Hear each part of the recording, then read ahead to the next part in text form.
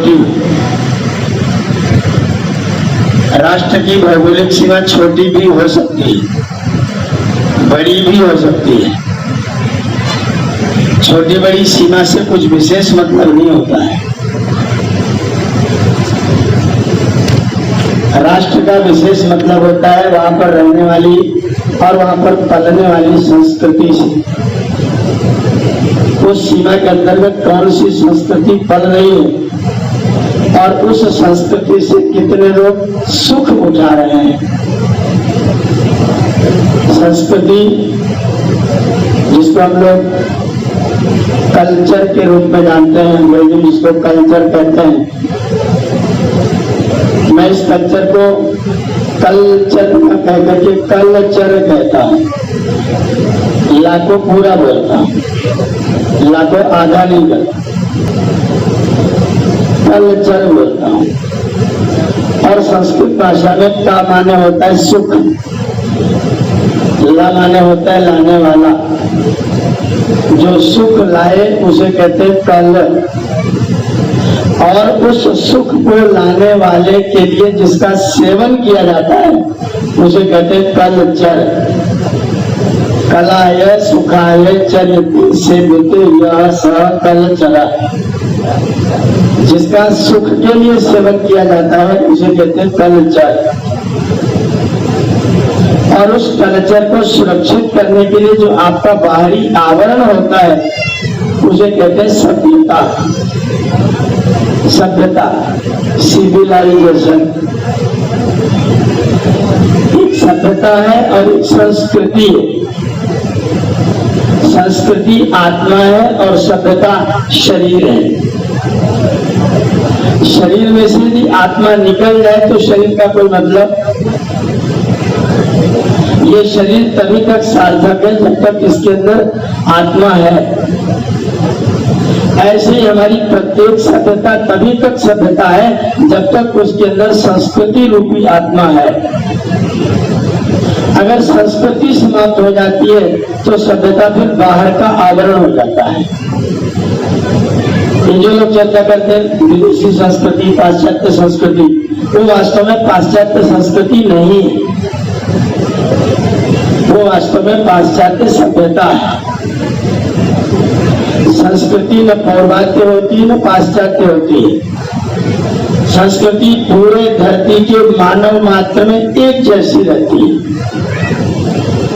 संस्कृति अलग अलग नहीं रहती।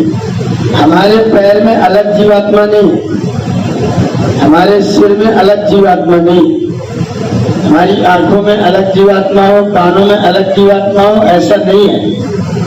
हमारे इस पूरे ढांचे में एक ही जीवात्मा है। इसलिए पूरे विश्व के ढांचे में एक ही संस्कृति हो सकती है, कोई दूसरी संस्कृति नहीं हो सकती। बाकी जितनी भी है सब केवल सभ्यताएं हैं, वो संस्कृतियां नहीं है। वह है ही नहीं संस्कृति। कोई व्यक्ति अगर उनको संस्कृति समझता है तो फिर वो भूल करता है। पूरे विश्व में मनुष्यों के बीच में एक ही संस्कृति पनप सकती है।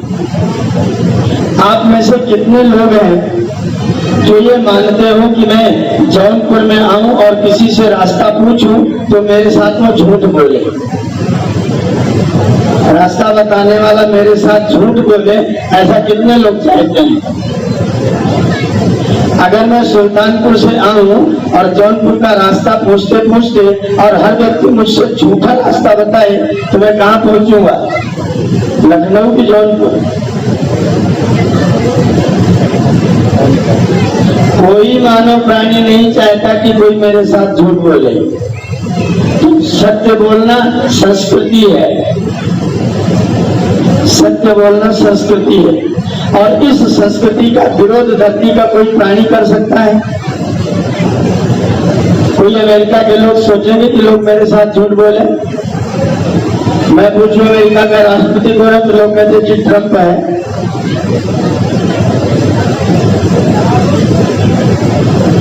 ऐसा कोई झूठ बोलना कोई पसंद करेगा? नहीं पसंद करेगा, इसका मतलब संस्कृति पूरी धरती की एक जैसी है। पूरे विश्व के किसी कोने में नियम लागू किया जा सकता है कि यहाँ पर पिता लोगों को लतियाना चाहिए, पिता का आदर नहीं होना चाहिए? इसको कौन स्वीकार करेगा? पिता का आदर होना चाहिए, पिता आदरणीय है, ये संस्कृति है। माता पूजनीय है, ये संस्कृति है। गुरु का आदर होना चाहिए, ये संस्कृति है। हमको सत्य व्यवहार करना चाहिए, ये संस्कृति है।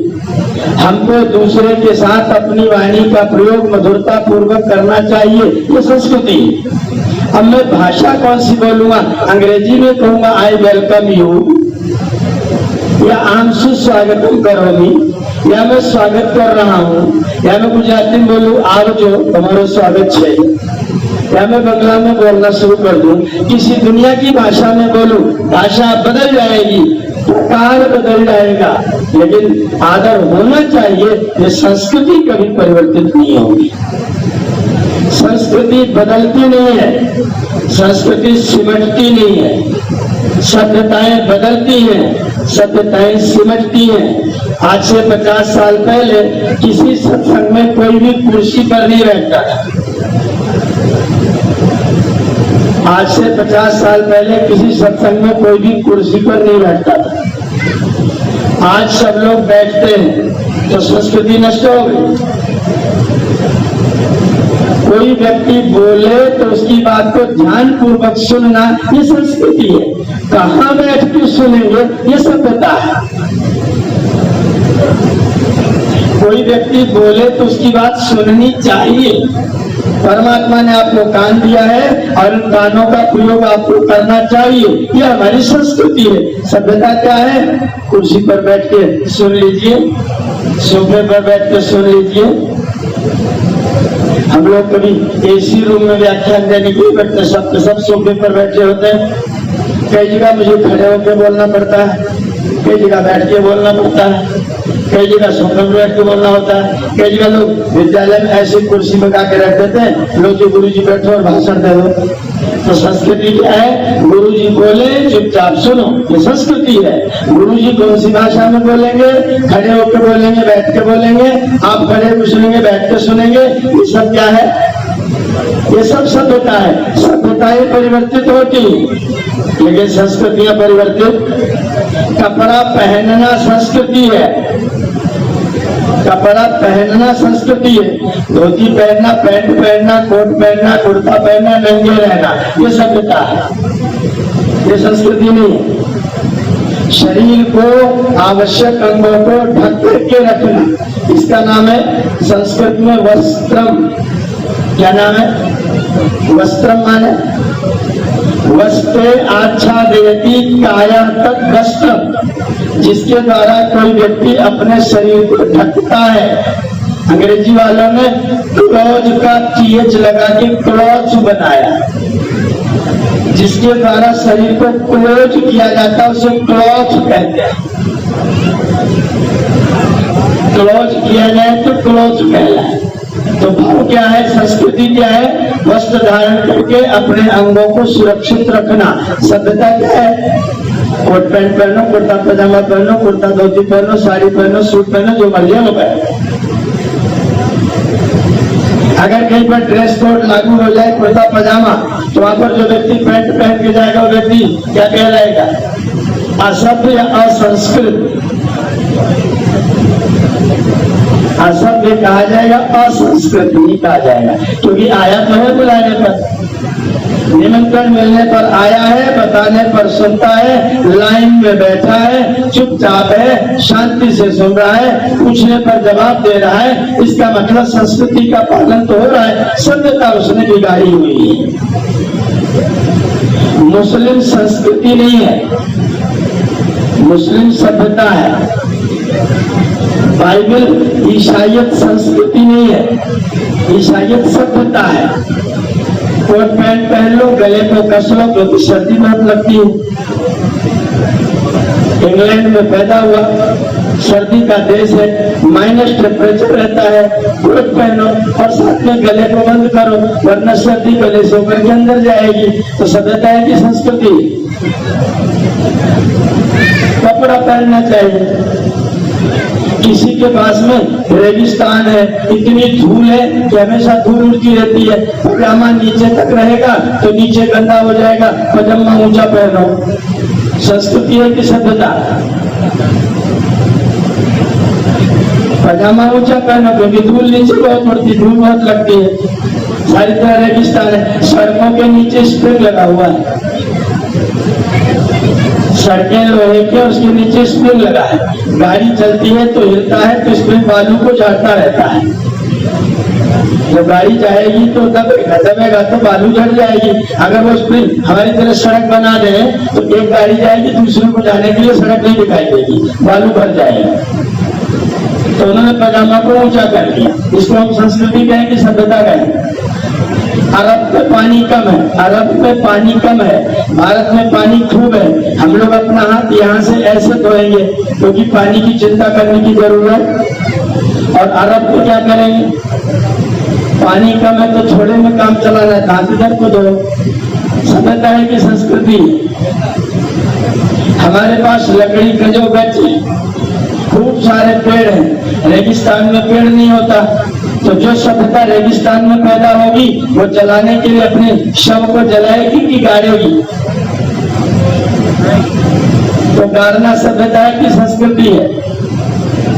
शव को पंच तत्व में विलीन करना संस्कृति है, शव को पंच तत्व में विलीन करना संस्कृति है। कैसे विलीन करोगे? ये सभ्यता है। कोई पारसी पत्थर पर ऊपर पहाड़ पर रखा था, उसको चील में नोच के खाते हैं, उनकी ये सभ्यता है। एक व्यक्ति उसको नीचे गाड़ देता है, वो सभ्यता है। एक व्यक्ति जला देता है, वो सभ्यता है। एक व्यक्ति पानी में फेंक देता है, वो सभ्यता है। संस्कृति यह है कि डेड बॉडी को पंचतत्व में विलीन करना है। ध्यान दीजिएगा, पूरी धरती पर सारे मनुष्यों के लिए जो एक समान होती है उसे कहते हैं संस्कृति, और जो अलग अलग होती है उसे कहते हैं सभ्यता। सभ्यता को संस्कृति समझने की भूल नहीं करना। कोई व्यक्ति बोले तो सुनो ये संस्कृति है, कैसे सुनोगे? सभ्यता है। किसी के यहाँ भोजन करने के लिए जाओ तो भोजन मिलना चाहिए। मेरे घर में कोई आए तो उसको भोजन मिलना चाहिए, ये सभ्यता है कि संस्कृति? भोजन मिलना चाहिए, ये संस्कृति है।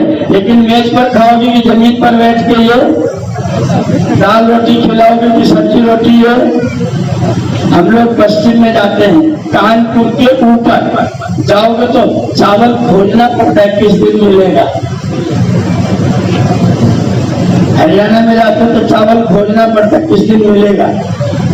उड़ीसा में गए, पुरी में, मुझे विश्वविद्यालय के लोग ले गए, बोले आइए होटल में भोजन करेंगे। उन्होंने लाके पूरा पत्तल पर भर के भात और ऊपर से दाल। मैंने कहा भैया एक आध रोटी मिल जाएगी? वो बहरा मुझे इतना तेज जाता, कहां से आया? जंगली आदमी रोटी दोपहर को मांगता है। इतना तेज जाता, गुस्सा हो गया, मुझे दोपहर को रोटी मांगते पसंद है। उड़ीसा में दोपहर को रोटी मांगो तो असभ्य है, और हरियाणा में दोपहर को चावल मांगो तो असभ्य है। तो इसको संस्कृति कहेंगे, सभ्यता कहेंगे? जो बदल जाए वो सभ्यता, जो रहे वो आपके घर में जो आएगा भोजन कराना आपका उत्तरदायित्व संस्कृति है। क्या खिलाओगे? दाल रोटी, सब्जी रोटी, खिचड़ी, जो कुछ भी, ये सभ्यता है। जैसी जिसके पास होगी खिलाएगा। जो व्यक्ति फल फूल खाता है, साधु सन्यासी, वो फल फूल खिलाएगा, जो खाता होगा वो खिलाएगा, वो सभ्यता होगी। तो हम सभ्यता को संस्कृति समझने की भूल ना करें। एक बात ध्यान रखिएगा, पूरी धरती पर जितना मानव फैला है, पूरी धरती पर जितना मानव फैला है वो यहाँ से वहां पर गया है। पूरी धरती की मनुष्य आबादी आपके आर्यावर्त में से उठ करके पूरे विश्व की धरती पर धीरे धीरे धीरे धीरे करके फैली है। तो पहली संस्कृति कहाँ पैदा हुई होगी? अगर हम ही सब जगह गए हैं तो पहली संस्कृति कहाँ हुई होगी?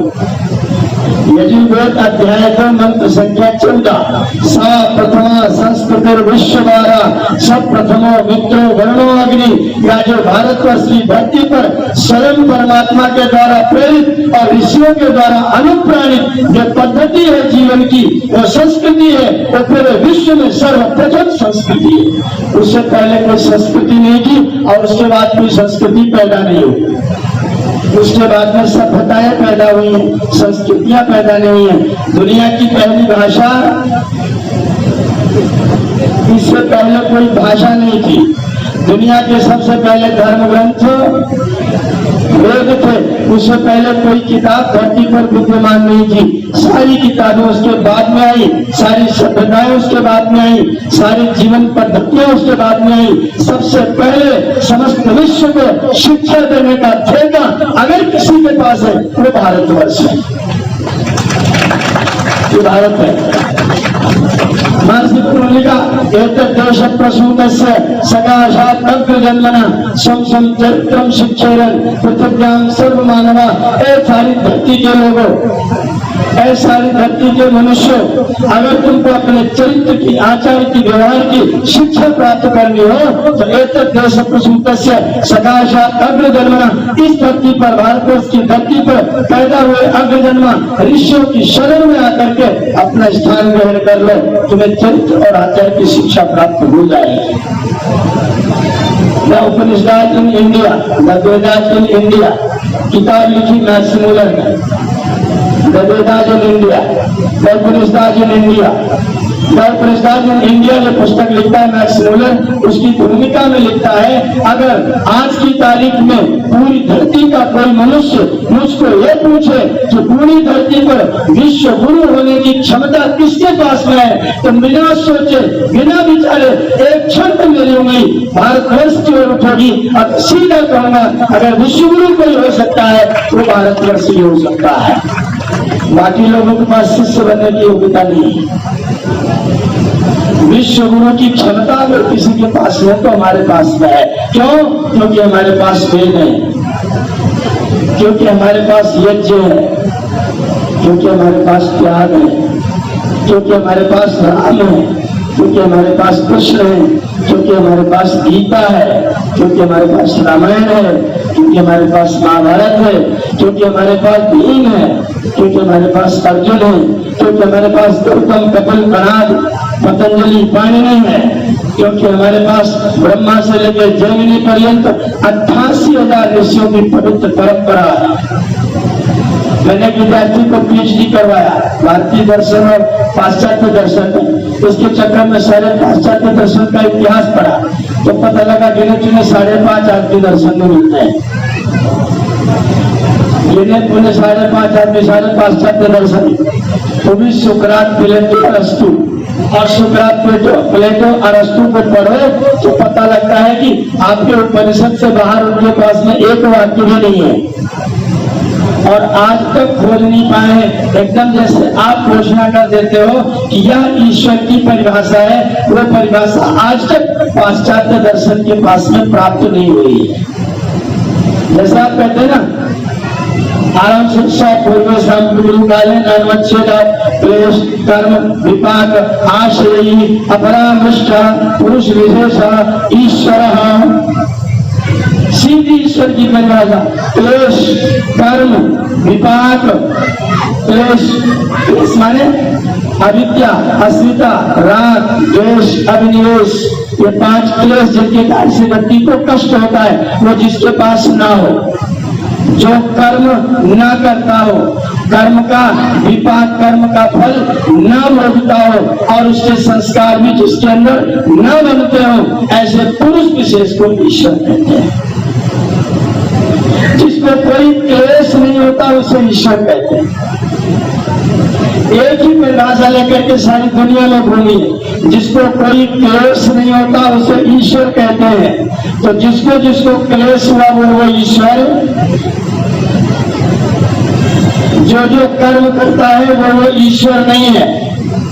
क्यों क्योंकि कर्म करेगा तो फल भोगेगा, फल भोगेगा तो क्लेश जरूर होगा, क्लेश होगा तो ईश्वर नहीं होगा। जिसके कर्म के संस्कार बनेंगे उसको शरीर धारण करना पड़ेगा, जिसके कर्म के संस्कार बनेंगे उसको शरीर धारण करना पड़ेगा, और शरीर धारण करेगा तो मानव बनेगा, मानव बनेगा तो क्लेश आएगा। इसलिए जिसके पास क्लेश है वो ईश्वर हो नहीं सकता। इतनी बिल्कुल शुद्ध पूर्ण परिभाषा आपके पास जैसी ईश्वर की है वैसी परिभाषा दुनिया के किसी दार्शनिक के पास आज तक नहीं हुई है। वो निर्णय नहीं कर सके हैं कि हमारे शरीर में जीवात्मा है कि नहीं है। एक कहता, दूसरा काटता, तीसरा समझाता, चौथा उसको काट देता। आज तक आत्मा की परिभाषा नहीं हुई, आज तक ईश्वर की परिभाषा नहीं हुई, आज तक प्रकृति की भी परिभाषा नहीं हुई। हम सब यहाँ जितने लोग बैठे हैं, ये जो दुनिया आपको बनी दिखाई देती है ये प्रकृति है कि विकृति है?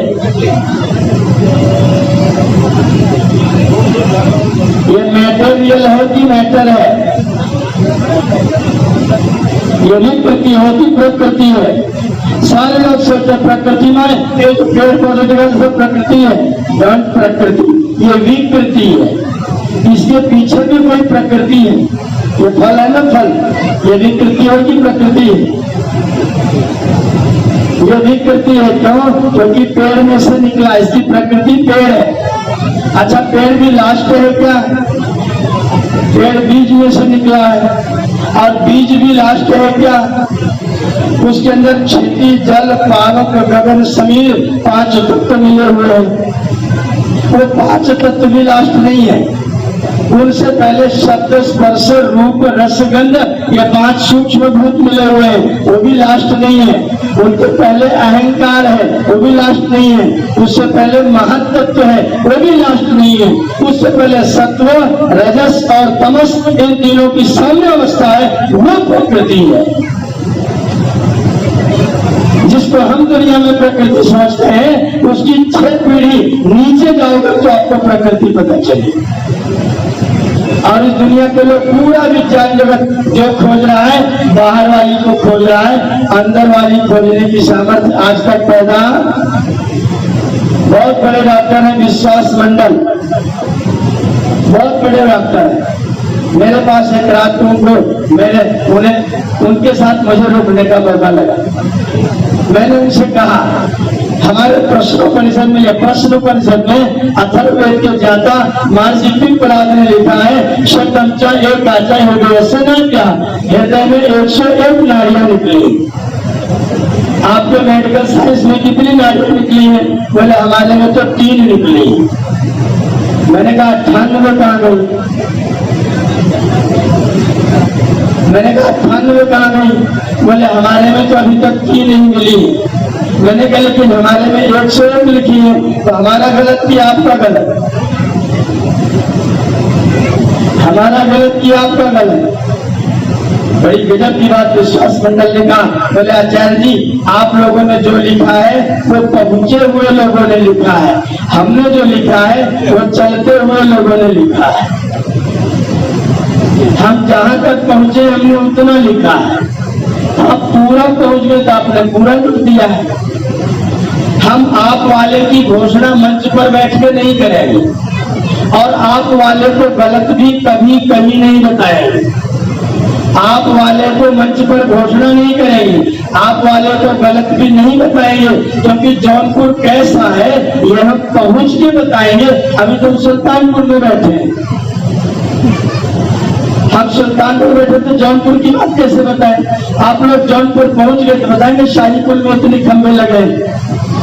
आपके ऋषियों ने इस शाही पुल में 101 नशे ढूंढ रखी हैं, हमने नहीं ढूंढी, इसलिए हम नहीं बताते, न कहते न गलत बताते, न समर्थन करेंगे न विरोध करेंगे।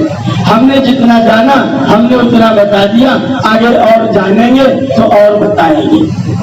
अभी हम चल रहे हैं, पहुंचे नहीं है, आप लोग पहुंचे हुए हैं।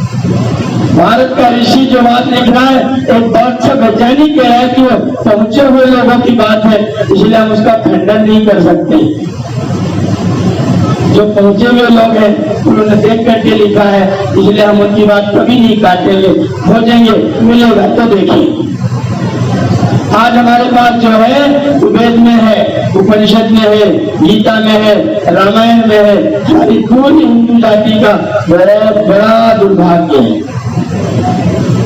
पूरी हिंदू जाति का बहुत बड़ा दुर्भाग्य है। हमको वेदों को पढ़ने पढ़ाने से रोक दिया गया। आज की तारीख की पूरी शिक्षा व्यवस्था आपको संस्कृत पढ़ने से रोकती है। वो कहते संस्कृत मत पढ़ो, CBSE बोर्ड ले लो, संस्कृत भी पढ़ो तो अंग्रेजी में पढ़ो। भाषा पढ़नी है संस्कृत, सीखेंगे अंग्रेजी में, संस्कृत मत पढ़ो। और हमारा सारा का सारा दर्शन, सारा शास्त्र किस भाषा में है? और जिस भाषा में हमारा पूरा दर्शन है वो हमें पढ़ने नहीं दिया जाएगा, तो हमारे पास परिचय कैसे आएगा? अगर हम परिचित होना चाहते हैं अपने वेदों से, अपने शास्त्रों से, अपने दर्शनों से, अपने उपनिषद से, अपनी गीता से, अपने रामायण से, तो जुड़ेंगे कैसे? अनुवाद पढ़ के। ध्यान दीजिएगा, संस्कृत भाषा का किसी भी भाषा में पूरा अनुवाद कभी भी हो नहीं सकता। ऋग्वेद का पहला मंत्र अग्निमीडे पुरोहितम, षष्ठी वाचन हम लोग इस मंत्र को पढ़ते हैं। अग्निम ईडे पुरोहितम, पुरोहितम अग्निम ईडे। हम पुरोहित अग्नि की उपासना, उसकी स्तुति करते हैं। अब ये पुरोहित अग्नि कौन है? महर्षि ने भाष्य किया, पुरोहित, पुरोहित माने सबका हित करने वाला, सबसे बड़ा पुरोहित परमात्मा, जो हित के अलावा और कुछ नहीं करता है, इसलिए पुरोहित परमात्मा। यज्ञस्य देवम, सारे यज्ञ का वही देव है। हम ऐसे देव पुरोहित परमात्मा की स्तुति करते हैं। इसका अनुवाद किया मैक्स मुलर ने, ग्रिफिथ ने। क्या अनुवाद किया? O fire I worship to you, O fire I worship to you. हे अग्नि, हम तुम्हारी पूजा करते हैं। और फिर क्या लिखा? प्राचीन आर्य लोग जड़ वस्तुओं की पूजा किया करते थे। कहाँ लिखा है? वेद में। वेद ने नहीं लिखा इसकी पूजा करनी है। वेद ने लिखा था जो जानत स्वरूप परमात्मा है, हम सबका हित करने वाला है, उसकी स्तुति करनी है, उसकी प्रार्थना करनी है। अंग्रेजी में पढ़ेंगे तो अग्नि माने फायर होगा, और फायर माने खाली फायर है जो जलाने का काम करता है। इसलिए मैं कह रहा हूं, अगर संस्कृत के शब्दों को, संस्कृत के शास्त्रों को आपको जानना है, सीखना है, सही सही जानना है, तो आपको संस्कृत भाषा से परिचित होना पड़ेगा। इसलिए ये जो कार्यक्रम हम लोग संचालित कर रहे हैं, आर्य समाज से जोड़ने का, आर्य समाज से मिलने का उद्देश्य है, आप अपने मूल से जुड़िए, मूल से जुड़िए। हमारा मूल अगर नहीं होगा, ये फूल है ना, फूल, हम लोगों ने इसको उसके मूल से अलग कर दिया, फूल को मूल से अलग कर दिया। जब फूल मूल से अलग होगा तो सुगंधी कितनी देर फैलाएगा? घंटे, 2 घंटे, 4 घंटे, 10 घंटे में मुरझाकर सूख जाएगा। अगर ये मूल से जुड़ा रहता तो कई दिन तक रहता, और कई दिन तक रहता तो सूखता तो जरूर, लेकिन सूखने से पहले अपने अंदर बीज बना करके तब जाता। अगर मूल से अलग हो जाओगे तो पहले तो सूख जाओगे और बीज भी नहीं बचेगा। अगर मूल से जुड़े रहोगे तो जल्दी नहीं सूखोगे, और सूखोगे तो बीज छोड़ के जाओगे और फिर से वो उगेगा। बीज समाप्त नहीं होगा तो फसल फिर से उगेगी। इसलिए मूल से जुड़ने की आवश्यकता है। आर्य समाज आपको मूल से जोड़ने की बात करता है, आपसे प्रार्थना करता है अपने मूल से जुड़ो। आपका मूल क्या है? आर्य समाज का पहला नियम, सब सत्य विद्या, सब सत्य विद्या और जो पदार्थ विद्या, शब्द विद्या क्या है? सेव। इससे जो पदार्थ जाना गया वो क्या है? ये फल। तो जिसके कारण इसको हम सेव कहते हैं वो, और जिसके कारण ये पदार्थ है वो, इन दोनों का आदि मूल परमात्मा है। सब सत्य विद्या और जो पदार्थ विद्या से जाने जाते हैं, उन दोनों का, पद का भी और पदार्थ का भी आदि मूल ईश्वर है। किससे जुड़ा जाए? ईश्वर से जुड़ा जाए, सच्चे ईश्वर से जुड़ा जाए, क्योंकि आदि मूल है। वो आदि मूल है, उसके बाद वाले मूल कौन है? हमारी संस्कृति, हमारे माता पिता, हमारे गुरुजन, हमारे आचार्य, हमारे अतिथि, हमारे देव, ये सब के सब बाद वाले ये भी मूल है, इनसे भी जुड़ना है। लेकिन आदि मूल कौन है? वो ईश्वर है। ईश्वर से जुड़ते हुए इन सब से जुड़ करके अपनी संस्कृति, जो वास्तव में संस्कृति है, पूरे विश्व की धरती की संस्कृति है, सारे विश्व के मनुष्यों को सुखी करने का कारण है। आपके घर में रात का भोजन हो गया, रात का भोजन कर लिया गया, भोजन थोड़ा बचा है, 2-4 रोटियां बची, थोड़ा सा चावल बचा है। रात को 10 बजे आपके घर में 2 अतिथि आए तो उन्होंने कहा देखिए भोजन बनाइएगा नहीं, जो हो वही दे दीजिए। आपने दोनों को 2 रोटी थोड़ा थोड़ा चावल दे दिया, दोनों को बराबर बांट दिया, 2-2 रोटी और थोड़ा थोड़ा चावल। अगर दोनों ने जितना मिला उतना खा लिया, यह है प्रकृति। जितना मिला, जितना पाया उतना खा लिया, यह है प्रकृति। दोनों बैठे थे खाने के लिए, एक थोड़ा तगड़ा था, एक थोड़ा कमजोर था। कमजोर वाले का देख भाई मेरी गाड़ी तो पेट्रोल डालने पर ही चलती है, अगर इसमें भोजन नहीं मिलेगा तो कल तो उठा नहीं जाएगा, और तेरी गाड़ी थोड़ी तगड़ी है, अगर तू ना खाएगा एक आध टाइम तो तेरा कुछ बिगड़ेगा नहीं, उधर से एक रोटी चुपचाप उधर सरका दे और मेरा पेट भर जाने दे। तो उस तगड़े वाले का देख मेरी गाड़ी है भी, मेरी गाड़ी 1200 सीसी की, इसको पेट्रोल भी ज्यादा चाहिए, तेरी गाड़ी 800 सीसी की तो तेरा पेट्रोल कम भी। ऐसा कर तू अपनी एक इधर सरका दे, मेरा भर जाने दे, वरना मेरी गाड़ी भी नहीं चलेगी। तो दुबले वाले ने कहा मेरी गाड़ी तो बिल्कुल बैठ जाएगी। बोला नहीं, मेरा ज्यादा सीसी का इंजन है, ज्यादा उसको आना चाहिए, अपना इधर सरका दे। उस कमजोर वाले ने दिया नहीं, इसने क्या किया, छपट करके 1 रोटी छीन लिया और 3 रोटी खा गया। ये क्या है? यह विकृति। अपनी अपनी खा गए तो प्रकृति, दूसरे का छीन के खा लिया तो विकृति। और जो जवान था, जो तगड़ा था, उसने कहा देख भाई अपना इंजन तो भारी है, जल्दी बैठता नहीं है, तू मेरे से 1 रोटी ले ले। दुबले वाले ने कहा नहीं भाई तेरा इंजन भारी है, तू मुझसे 1 रोटी ले ले। वो कह रहा है तू मुझसे ले ले, वो कह रहा है तू मुझसे ले ले। अगर तू तू तू पहले करते हुए खाते हैं तो बन जाती संस्कृति। अपना अपना पाओगे तो प्रकृति, दूसरे का छीन के खा लोगे तो विकृति, और दूसरे को खिला के खाओगे तो, दूसरे को सुख पहुंचा के सुख प्राप्त करोगे तो संस्कृति होगी, और दूसरे को दुखी करके अपना सुख संजोने की कोशिश करोगे तो विकृति होगी, और जो मिल जाए सो खा लिया तो प्रकृति होगी। प्रकृति में रहोगे तो उन्नति नहीं होगी, प्रकृति में रहोगे तो जीवन में रस नहीं रहेगा, प्रकृति में रहोगे तो जीवन ऐसे ही व्यतीत होगा और बाद में कहोगे मैं तो जीवन को काट रहा हूं। विकृति में रहोगे तो सत्यानाश होगा, लोग दुखी होंगे, और कोई इतना तगड़ा नहीं है, कोई इतना तगड़ा नहीं है कि सबका छीन के खा ले।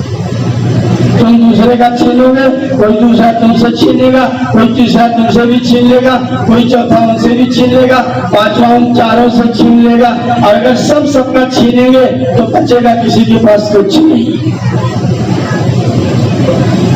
सबको ऐसे गोल गोल बिठा दीजिए, सबकी जेब में 10-10 का एक नोट डाल दीजिए, और सबको कहिए एक दूसरे की जेब से 10-10 रुपए निकाल लो, एक दूसरे की जेब से 10-10 रुपए निकाल लो, तो क्या स्थिति बनेगी? किसी के पास 30 रुपए होंगे, किसी की जेब भी फटी मिलेगी, उसके बाद बेचारे की जेब भी नहीं रहेगी, किसी जेब में 30 रुपया होगा, कोई भूखा जा रहा होगा। नियम बदल दीजिए भाई, अपनी अपनी जेब से 10-10 रुपए निकाल के एक दूसरे की जेब में डाल दो। अब क्या होगा? अब आपके 10-10 रुपए बचे रहेंगे और सबकी जेब भी बची रहेगी। इसलिए हमारी संस्कृति क्या है, दूसरे को दे करके सुख प्राप्त करना, दान की संस्कृति है हमारी। दूसरे को दो तो तुमको सुख मिले, दूसरे को सुख बांटोगे तुमको सुख मिलेगा, दूसरे को दुख बांटोगे तुमको दुख अवश्य मिलेगा। अगर तुमने सोचा कि मैं किसी को दुखी करके सुखी होता हूं तो तुम निश्चित तौर पर मनुष्य नहीं हो, असुर हो। दूसरों को दुखी देख करके जो व्यक्ति अपने आप को सुखी बनने की चेष्टा करता है वो सुर नहीं है, मनुष्य भी नहीं है, असुरत्व का कार्य करता है, असभ्य भी है और असंस्कृत व्यक्ति भी वो कहलाएगा। इसलिए प्रकृति कुछ फायदा नहीं पहुंचाएगी, विकृति सत्यानाश करेगी। संस्कृति को अपनाओगे तो कल्याण होगा। हमें दूसरे को सुखी करने की चेष्टा करें। हमारी प्रार्थना है सर्वे भवन्तु सुखिनः, सर्वे सन्तु निरामयाः, सर्वे भद्राणि पश्यन्तु मा कश्चित् दुःखभाग् भवेत्। सर्वे भवन्तु सुखिनः, सब सुखी हो। सर्वे सन्तु निरामयाः, सभी निरोग रहे। सर्वे भद्राणि पश्यन्तु, सभी एक दूसरे का कल्याण देखें। माँ कश्चित् दुःखभाग् भवेत्, कभी कोई व्यक्ति दुखी ना हो। ये हमारी सार्वत्रिक प्रार्थना है। वसुधा एव कुटुम्बकम् अयं निजः पवित्रवती गणना लघु चेतसाम् उदार चरितानां तु वसुधा एव कुटुम्बकम्। ये तेरा है, ये मेरा है, ये तो तुच्छ लोगों का काम है जो उदार में होते हैं। सारी धरती उनका परिवार होती है, सारी धरती के मानव भाई है, क्योंकि सब के सब उसी ईश्वर के पुत्र है, इसलिए सब हमारे भाई है। ये भ्रातृत्व भाव भ्राता बनकर के अगर आप संसार के साथ में व्यवहार करते हैं तो संसार सुखी रहता है। और याद रखिएगा, अगर सब सुखी रहेंगे तो आप कभी दुखी नहीं रह सकते। मैं भिखारी हूं, मैं भिखारी हूं। जिस कॉलोनी में मैंने अपनी छप्पर डाल रखा है उस कॉलोनी में सभी लोग घी चुपड़ी रोटी बढ़िया सब्जी के साथ खाते हैं, मैं क्या खाऊंगा? मैं भिखारी हूं। मेरी कॉलोनी के सब लोग चुपड़ी रोटी बढ़िया दाल सब्जी के साथ खाते हैं, मैं क्या खाऊंगा? वो भीख देने के लिए मेरे लिए अलग रोटी बनाएंगे क्या?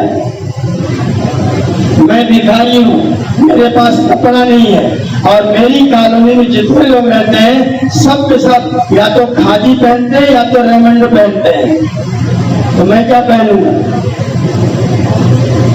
मेरा कपड़ा रहेगा पुराना, कोई बात नहीं, लेकिन रहेगा रेमंड का, ब्रांड नहीं बदलेगा। अगर सब सुखी होंगे और मैं भिखारी भी रहूंगा, पहनूंगा रेमंड। मैं भिखारी रहूंगा, सब सुखी रहेंगे, मैं पहनूंगा खादी रेशम, 1500 रुपया मीटर।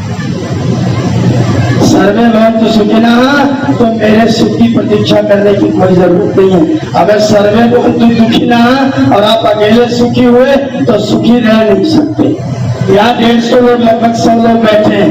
मान लीजिए जगत नारायण जी ने व्यवस्था किया, सब लोग यहीं पर भोजन करिएगा और जाते समय सबको एक एक कंबल दूंगा। अब जाने वाले एक व्यक्ति ने सोचा ये पता नहीं बाद में कम न पड़ जाए, ऐसा करते पहले ही 3 रख लेते। अब उसने पहले 3 रख लिया, अब वो 3 रख करके चैन से बैठेगा, मुस्कुराएगा कि कान खड़े रखेगा, छटपटाएगा।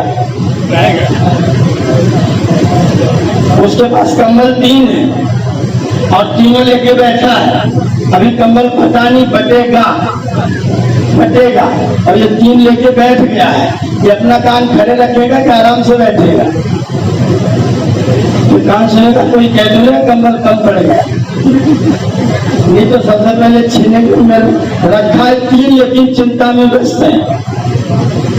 3 रख करके भी व्यक्ति चिंतित है और जिसको कुछ नहीं मिला वो आराम से बैठा है, अभी मिलेगा। और जगत नारायण जी बहुत उदार है, न मिलेगा तो फिर से मिलेगा, फिर आ जाएगा, चिंता करने की जरूरत। अगर दूसरे का छीन करके अपने घर में बटोरने की चेष्टा करोगे तो घर में आ तो सकता है लेकिन चैन नहीं रह सकता है, आराम से आप रह नहीं सकते हैं। दूसरों का दुख छीनेंगे, दूसरों का भाग छीनेंगे तो आपका भाग आपको सुखी नहीं करेगा। दूसरों को अपना भाग दे देंगे तो आपको भाग अवश्य सुखी कर सकता है। ये हमारी संस्कृति है, ये मानवीय संस्कृति है, ये वैदिक संस्कृति है, हमें शिक्षा देती है दान जो करेगा वो नादान कभी नहीं रहेगा।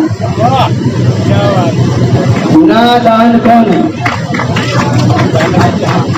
जो दान करेगा वो नादान कैसे रहेगा?